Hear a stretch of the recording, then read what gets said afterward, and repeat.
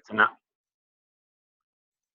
it's an honor to be organizing and working with all the people on these calls. Lots of love and respect for all the work you're doing, where you're doing it, and how you're doing it. So I'm Jason. Winter's one of the key organizers of the Debt Collective from the very beginning, and then we got Pam. Pam, so good to see you again. So what we thought we'd do is do a real basic, brief rundown of the Debt Collective, a little bit institutional memory, talk about some of the current stuff that we're doing and want to do, invite people to participate in certain ways if that interests you. And then we'll turn it over to Pam to talk about one of the major victories. So please ask as many questions as possible. If we don't get to the questions, we'd love to hear from you. And I'd be happy if Brett or Catherine passed along our emails, that we'd be more than happy to talk with you about anything you want to talk about. We're both based in Philadelphia and Pam's in Connecticut. So I guess the first thing I just want to say real quick is the Debt Collective was originally called Strike Debt, which was born out of Occupy Wall Street with the explicit purpose of organizing and forming collectives to strike against a variety of forms of debt. Household debt. We call it household debt, not consumer debt, because talking about household debt, we think does a better job of getting to the question of like social reproduction and how people have to go into debt today to basically survive and reproduce themselves. So it's not consumer debt in so many different ways and cases. But one of the main victories, really quickly, that came out of that was growing belief. Long story short, it turns out that when you have medical debt and you can't pay your medical debt, your debt gets sold into a market for pennies on the dollar. We discovered that if you form a certain type of group, you can buy into that market and buy the debt. And so Strike Debt did a fundraiser, raised what, $700,000. We bought into the market, and then we were able to liberate people of, what was it? $31 million worth of medical debt. And so what we did is we would buy the debt and then send people boxes and letters saying, you don't owe anyone anything anymore, you're good. So that was kind of an early victory for us, and one of the ways to do some powerful work. But eventually Strike Debt kind of faded or changed or morphed into what became the Debt Collective, which is what we are today. And it's worth saying that because systematic conditions require collective responses, that's what we're going for. We're trying to come up with collective power because, as we know, individual debtors are at the mercy of their creditors. It's almost impossible for individual debtors to fight back against creditors in this country and also around the world. So we need collective power. And one of the, kind of catchy phrases we like to say is, you are not alone. Meaning you're not alone as an individual, but you're also not A-L-O-A-N. You're not alone, and you aren't reduced to the debts you owe. And that's really important because part of the struggle of organizing debtors in this country is that debtors are meant or forced, or however you want to say, to feel shame for the debts that we take on. And so it's really hard, and we feel alone, and we feel persecuted, and we feel like, we've been made to feel like we've done something wrong, so on and so forth. So there's a long history of this, right? So part of the issue is, how do you get debtors to come out of the debtor's closet and meet and talk and form power? And that's really a big part of the work. And it's one of the first steps, is that you have to get people to tell their debt stories and talk about their debt and be like, fuck this, like, we shouldn't be in debt. This isn't something that we did wrong. And which is another key point, is that we don't ask for debt forgiveness because we didn't do anything wrong. We ask for debt abolition. And that's really crucial. So one of the big things that we're working on now and have been working on now is the student debt crisis, right? Which I think a lot of people on this call probably already know a ton about. But just to go over the numbers again, there's a $1.6 trillion crisis. The average student has around $30,000 in debt, and this is for a variety of reasons. We all know the story about austerity and neoliberal cuts, lack of funding from the state. But between 1964 and 2019, public tuition soared by 3,800%. So that explains an awful lot. But we also know that indebtedness is systematic, but not evenly distributed. And so one of the key things that we talk about is how the debt crisis across a variety of levels, but especially at the student debt level, is disproportionately impacting people of color and women. So of that $1.6 trillion, 66% of that is held by women. And we know that because of the gender pay gap, that's also going to be a lot harder to pay back. If you get into the numbers even further, we learn that POC have to take on more debt because of historical inequalities and lack of capital. And it's at the point now, according to the American Association of University Women, where 55% of African American women who are trying to pay their student debts cannot pay for basic services like food, healthcare, and housing at the same time. So say what you will, it's devastating. You want to say anything more about student debt right now? Okay. So again, the main point of the debt collective is to say that alone our debts are a burden, but together they make us powerful. So how do we bring debtors together? That's like really the central question. And there's a variety of different ways to do that. And I just want to really quickly go over some of the current campaigns we have and some of the political education activities that we have coming up. And then I'm going to turn it over to Pam to talk about the victory that they had. So we are obviously working on debt abolition for student debtors. But one of the things we've been working on more recently, and this I think might be of particular interest to this group, is to talk about what would it mean to have public university debt written off. And this is a huge issue right now because, as we all know, a lot of our public universities have enormous debt levels, and it's one of the reasons why they are saying they're going to cut and furlough and you know the story, ABC, because they have to serve their bonds. So one of the questions that we're exploring is what would it also look like to have a debt campaign against or not against, but to abolish public university debt? And how might that work? And one of the questions that we've been talking about, and I'd be curious to hear more about this from you all, is there a way to strategically use what is called the municipal liquidity facilities that the Federal Reserve just created? So long story short, the Federal Reserve has made a certain facility available to lend out what will end up being trillions of dollars to municipalities. But there's certain public universities that can also perhaps qualify to take on some of this Federal Reserve money. Now, the question then becomes is that a short-term stopgap to keep cuts from happening right now? In other words, by taking on certain federal debt.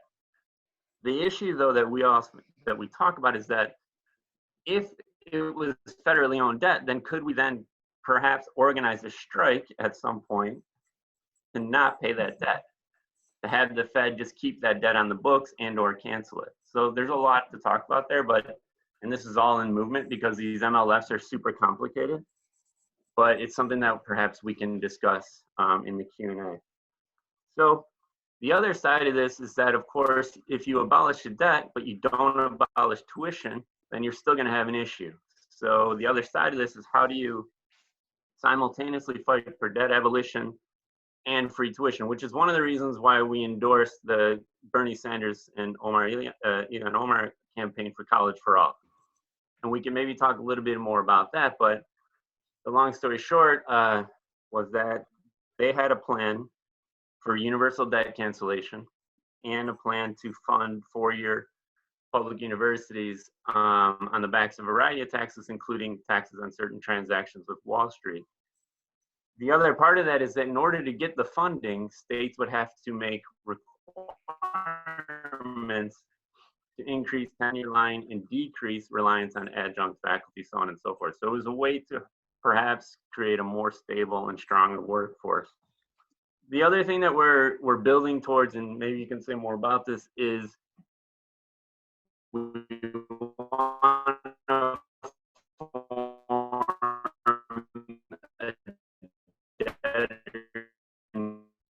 a teachers and nurses unions to think about what a debtors union might look like that is dues based, and that can be like, you know, pay what you can dues. And so yeah, we're building infrastructure and kind of collecting our institutional memory to be able to in essence form chapters. So Jason and I are experimenting a bit here in Philly. We just got a small grant to hire an organizer to see what it might look like to use a dues membership union model to really like flesh out and give more power to this campaign. So you know, we're still very much like in the process of figuring out, you know, just like a lot of the nitty gritty of like decision making and structure, and there's a lot of work that goes into that when you build a union. But that's something we're really excited about. And you know, before COVID hit, we had called for, Pam is going to talk about the student debt strike that she was a part of, and before COVID hit, we had kind of wanted to generalize it to everyone and really say, you know, we already know there's like 9 million plus student debtors in default. All it takes is having those people come together and say, this isn't actually, I'm not at fault, I'm not in default, I'm on strike, right? So you have 9 million people come together and say they're on strike, that's a whole different ballgame. So the idea is, how do we bring those people together and acknowledge that as a political action and not as an individual failing? With COVID hitting and with the CARES stimulus package being passed, at this point, 80 to 90% of debtors are on a 6-month strike, you know, sanctioned by the government. So it does open up a strategic question for us of what looks like what does it look like in September 1st or October 1st, whenever it is, when the government is going to start asking for money again from student debtors. So I think we're trying to really be ready for that moment and really have like a mass group of debtors with like an infrastructure and money and organizers to say, no, we're not going to pay this back. We want cancellation. One of the things that's been developed by one of our members, Luke Herron, who's a lawyer, is this thing called compromise and settlement, which is tricky. You know, it's one strategy we can use. You know, we like the idea of the legislation because it also includes college for all and dealing with the funding side and the tuition side. But in terms of debt abolition, we do believe that the Secretary of the Department of Education does have the authority, if it's in conjunction with the President and the Department of Justice, to actually write off all debt. So one of our strategies might be to push Biden or whoever the Democratic nominee will be, to find and commit to having a secretary from the Department of Education who's willing to use that. And they can really do whatever they want with the debt, as long as it's like in conjunction with the entire federal executive office. So anyway, these are kind of some of the things we're thinking about. And yeah, we wanted Pam to just like share, please Pam, to share your story and your experience of the strike and the debt collective, and really whatever you want to.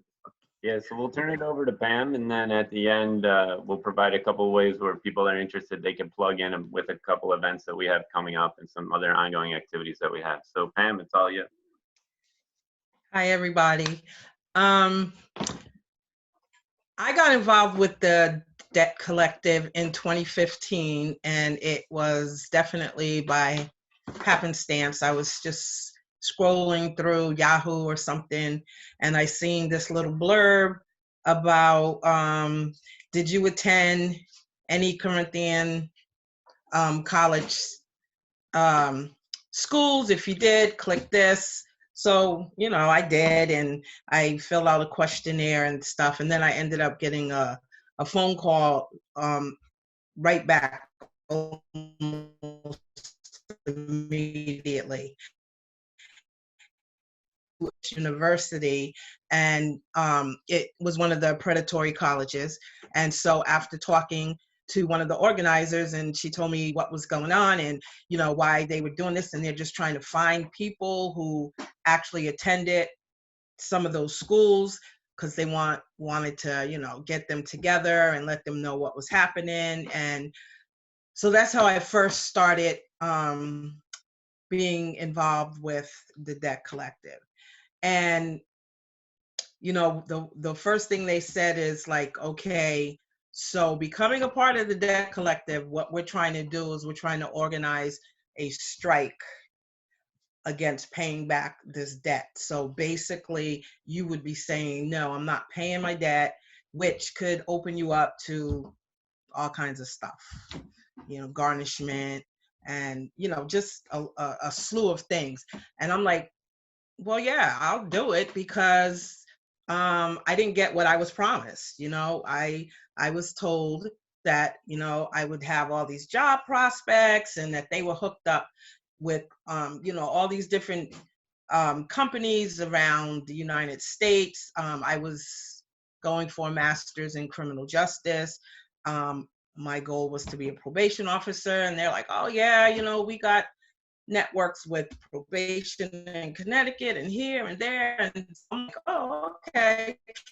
And basically it was what Jason said. They when they advertised to go to the school, they honed in what's your economic status. So all of those things that just kind of suck you in. I'm like, yeah, I'm single. I have a house full of kids. I'm not really making any money. So it was very, appetizing to, oh, I could get me a degree and I could make all this money. So that's how they got me caught in. So after I did commit to becoming a member of the Debt Collective, we did a host of organizing things. I mean, we would just like get away from where we were or where we lived around the country, and we'd go to another state and just set up shop. And that's all we did, like for a weekends, and we just like brainstormed. And we did advertisements and interviews on TV, some of the major news channels, Al Jazeera, ABC News. I mean, we were all over. So finally, we just got to the point where we said, okay, and I think it might have been Luke who found the little loophole in the law for the debt to repayment, that if we went to a school that lied to us, that, we're doing some other unsavory practices, that we were eligible to apply for forgiveness. So by this time, it was the Corinthian 100. They did have a Corinthian 15. I wasn't a part of that. I was part of the 100, and that group was the group that met in Washington, D.C., and our goal was to show up at the Department of Education. That's when Arnie Duncan and Ted Mitchell were working there, and we were just gonna hand them this box of DTRs from these students that were scammed from these predatory colleges. So that was our first mission, and we showed up in their office, and we had a meeting, and we put the box of DTRs on the table, and we were like, these are the people who signed these DTRs. We were scammed. We're not paying back this debt.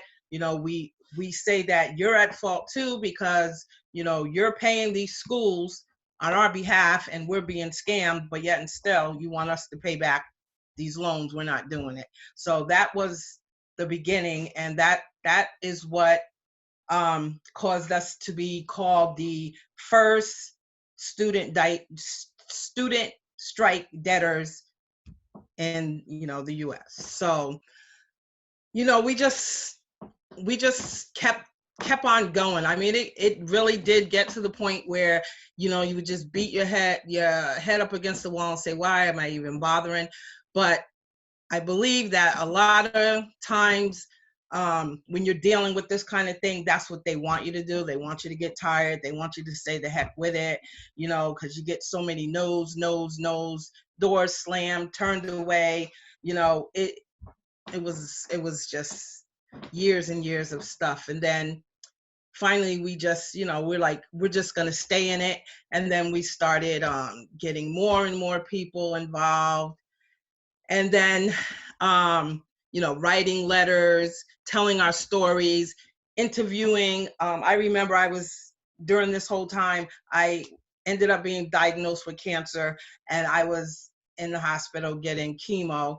And, I just told the nurse, here, hold my phone. And I did an interview with my, little cute bald head with my, getting my chemo and saying, hey, this isn't right.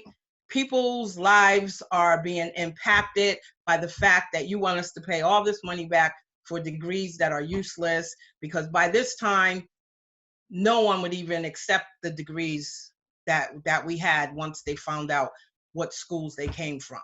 So none of us were getting jobs in the fields that we were promised. And so it was just, life was becoming really, really, really hard. And so the harder it became, the more we dug our feet in. And to date, just because of that organizing, and like Jason said, they want to try to, separate you, divide you so you can be by yourself. And, one little meek voice saying, oh, that's not right, is totally not going to get you anywhere unless you have a collective voice saying, we're not going to pay, we're not doing this. And so we just came together strong. We kept writing letters. It didn't matter what they said. We just kept going around the country to different places, organizing, getting more people on this train. And because of that, to date, we have won $1.5 billion in student debt relief. And of that, I'm one of the ones that got 100% debt cancellation for $225,000 student loan debt. And so organizing collectively, just, standing your ground, no matter how many times they tell you no, just keep going. And one of the, this past February, I was invited to LA. The Debt Collective was.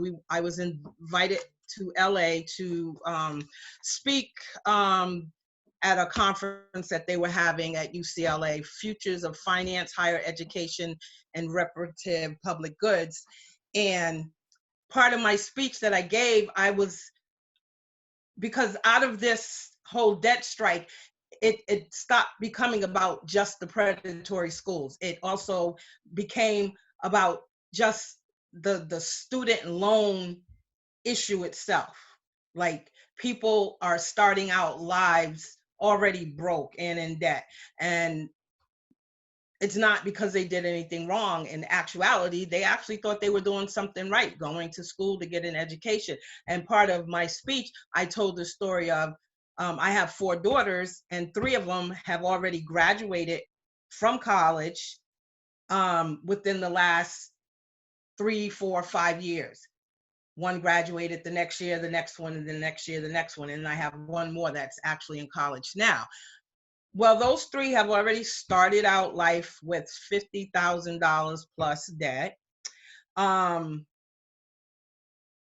can't move out your house because they don't, they don't make enough money at the jobs that they got that actually weren't part of their degree, but you have to work somewhere. And the amount of money that they want you to pay for the student loan, plus trying to pay, rent and bills, it's just too much. So a lot of them, they're still living at home. They can't even start life because they just don't have the money to do it. And so we actually just made it just a whole big school debt, not just for the predatory schools, but just for all the colleges, like, college for all. I was in Washington with Bernie Sanders and Jay Paul and AOC, and I spoke at their unveiling of the College for All Act that they're trying to get. So I say organizing and being the big squeaky wheel and standing your ground, and who cares if they slam the door? This one says no, that one says no. Well, then you just keep going higher and higher and higher and higher until you get what you want, because it does work. Like I said, I started in 2015, and in January of this year, before I even went out to LA, that's when I got the letter from the Department of Ed stating that they were getting rid of my whole $225,000 student loan debt. So collective organizing works. Really does. Don't give up. Yeah. Oh yeah. Thank you. Yeah. Yeah. So just to wrap up, sorry we went a little bit over time. We're gonna have a webinar in 2 weeks. We'll know the exact time and date. It's called Refusing Austerity in Higher Education, and it'll feature Alexis Goldstein, Raul Carrillo, Chris Newfield, Nick Mitchell, and Charlie Eaton. And in the meantime, if you're interested in joining us for some of the sessions we have talking about political education around debt and or local organizing, Brett and Kathleen, you can share my information with this group and just send me an email and we'll be in touch. So thank you, everyone. Absolutely, will do. Thank you. Does anyone have any pressing questions, or is that an invitation to take those offline?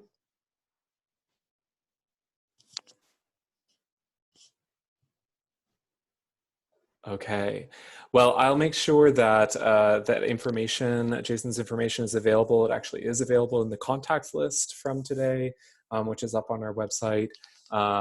Yeah, thank you, Pam. Thanks, Jason. Thanks, Winter, for sharing your stories about Corinthian 100, strike debt, and what is now the Debt Collective. A really powerful organizing tool that, in the interests of cross-rank solidarity, I think can be really powerful for thinking about, well, everyone basically.